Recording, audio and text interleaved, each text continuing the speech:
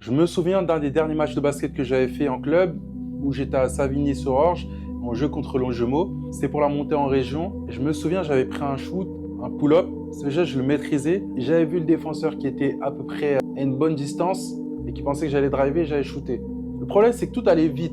Et j'étais en pilote automatique, avec les émotions et le stress. Certes, c'était un geste que je maîtrisais, mais je n'étais pas en pleine conscience de mes mouvements. Et il est là le problème. Et c'est ça qui me fait mal au cœur. C'est contrairement aujourd'hui où je peux jouer avec du recul, si je reviens sur un terrain parce que j'ai travaillé sur l'aspect mental, à ce moment-là précis, je pouvais faire des choses sur le terrain, mais sans être pleinement conscient de ce que je faisais.